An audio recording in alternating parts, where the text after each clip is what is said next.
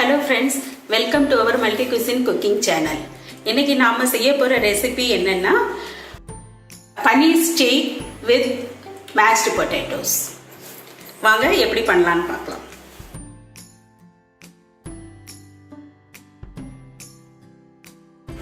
So இதுல ஃபர்ஸ்ட்ல pepper நமக்கு தேவையான அளவு கொஞ்சம் எடுத்துக்கிட்டோம். அது கூட salt,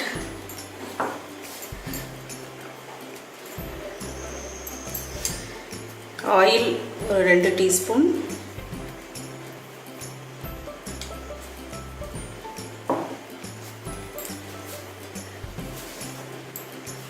கொத்தமல்லி பொடியா வெட்டி வச்சது. நீங்க இது வேணும்னா பார்ஸ்லே கூட சேர்த்துக்கலாம்.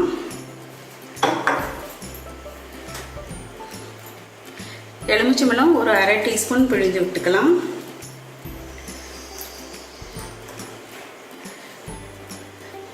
கொஞ்சம் போல garlic. சோ இத நல்லா mix பண்ணிடுவோம்.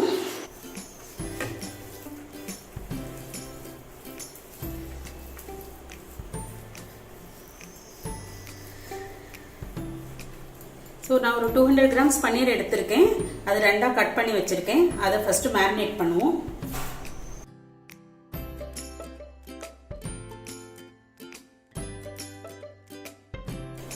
சோ இது எல்லா இடம் நல்லா படுற மாதிரி தடவி விட்டுட்டு இத அப்படியே எடுத்து ஒரு 50 minutes வச்சிடலாம். ரெஸ்ட் பண்ண வைங்க.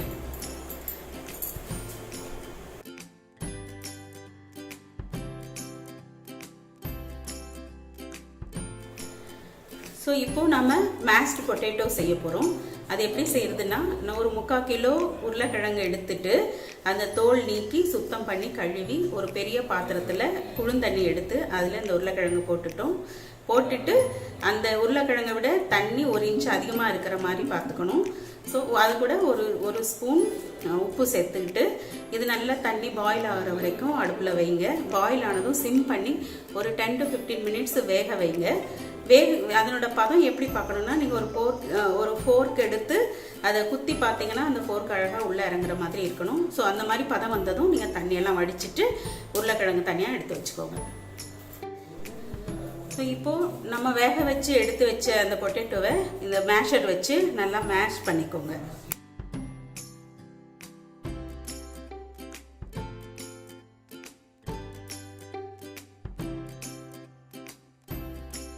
ஸோ இப்போ நம்ம இது கொஞ்சம் மேஷ் பண்ணியிருக்கோம். இனி இந்த ஹாட் மில்கை இதில் கொஞ்சம் கொஞ்சமாக ஆட் பண்ணி நல்லா விசிறி அடிக்கணும். நல்லா அடித்து இப்படி மேஷ் பண்ணணும்.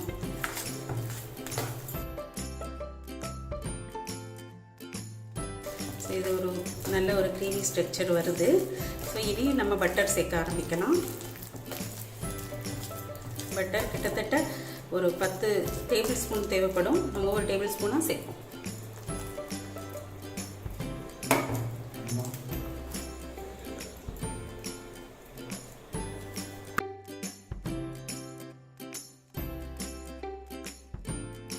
ஸோ நீங்கள் மீதம் உள்ள பட்டரையும் அப்படியே கொஞ்சம் கொஞ்சமாக சேர்த்து மிக்ஸ் பண்ணுங்க.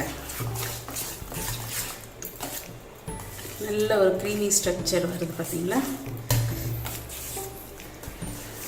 பட்டரோட மனம் சூப்பராக வருது. இந்த பட்டர் உருக்கி எடுக்கக்கூடாது. ரூம் டெம்பரேச்சரில் மிருதுவான பட்டர் தான் ஆட் பண்ணணும். ஸோ அது மெயினாக பார்த்துக்கோங்க. பட்டர் மெல்ட் பண்ணக்கூடாது.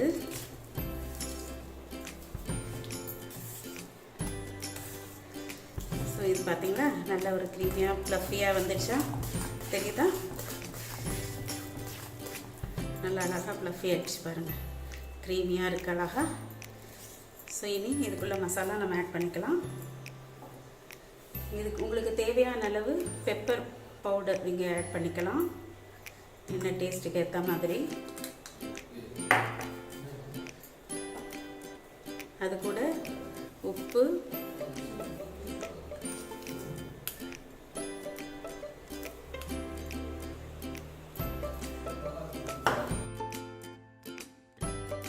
ஸோ இது கூட கொஞ்சம் கார்லிக் ஆட் பண்ணிக்கோங்க.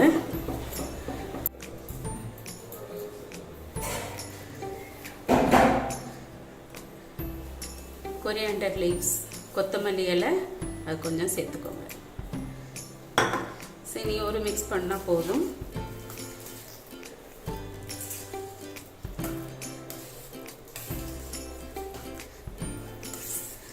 ஸோ இப்போ நம்மளுடைய மேஷ்ட் பொட்டேட்டோ ரெடி. இதை சர்விங் பவுலில் மாற்றிக்கலாம்.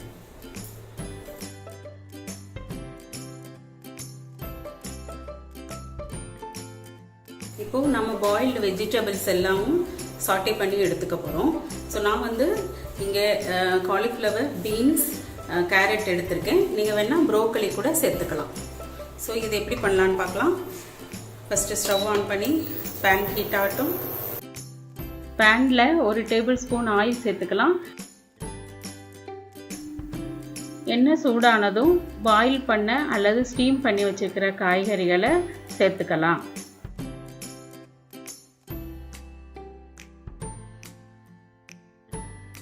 நல்லா கிண்டி விடலாம்.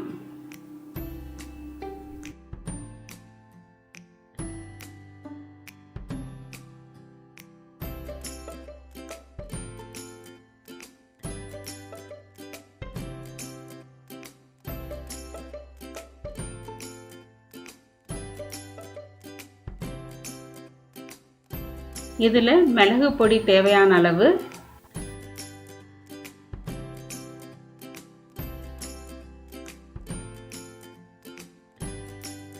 உப்பு தேவையான அளவு,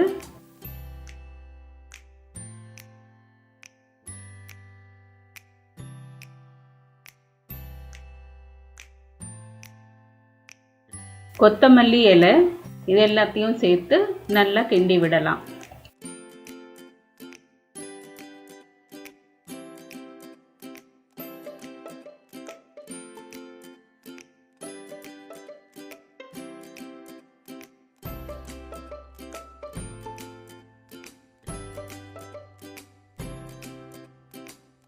இப்போ சாட்டே பண்ண வெஜிடபிள்ஸ் எல்லாம் ரெடி ஆயிடுச்சு.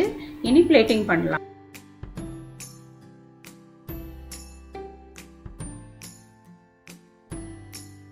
இப்போ பன்னீர் ஸ்டேக்கு தேவையான சாஸ் தயாரிக்கலாம் வாங்க. முதல்ல இதில் பட்டர் ஒரு 2 டேபிள் ஸ்பூன் சேர்த்துக்கோங்க.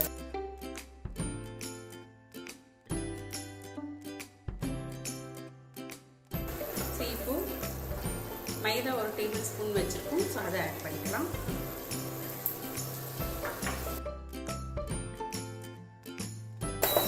சிம்மில் வச்சு இது நல்லா ஃப்ரை ஆக விடுங்க.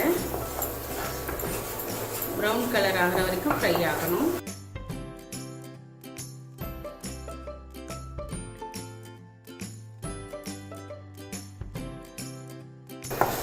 இப்போ இது ப்ரௌன் ஆக ஆரம்பிச்சிடுச்சு. ஸோ இந்த மாதிரி வரும்போது கொஞ்சம் தேவையான அளவு தண்ணி சேர்த்துக்கோங்க.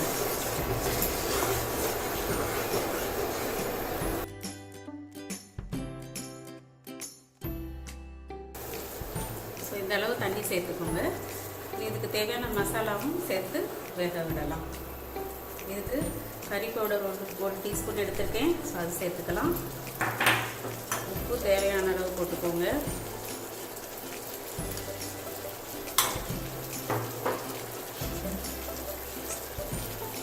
இதில் கொஞ்சம் கொத்தமல்லி இலை சேர்த்துக்கோங்க. இது நல்லா கலக்கி வேக விடுங்க. அது நல்லா திக்காக்கி வரும். இது அப்படி கொஞ்சம் ஒரு 2 மினிட்ஸ் வேக வச்சாச்சுன்னா நல்லா திக்காயிடும். கொஞ்சம் வேகட்டும். இது கொஞ்சம் திக்காகி வருது பார்த்தீங்களா. ஸோ இப்போது அந்த ஒரு சர்க்கரை 1 டீஸ்பூன் வச்சுருக்கோம். ஸோ அதை சேர்த்துக்கலாம்.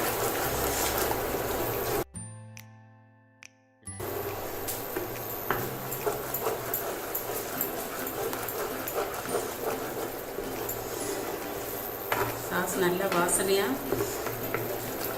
கலர்ஃபுல்லாக இருக்குது. ஸோ நமக்கு தேவையான கன்சிஸ்டன்சி வந்துடுச்சு. இன்னும் ஸ்டவ் ஆஃப் பண்ணிடலாம்.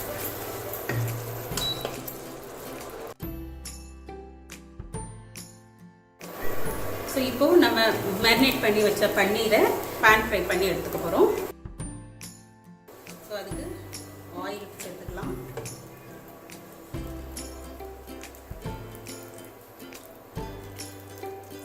எல்லா இடம் நல்லா படும்.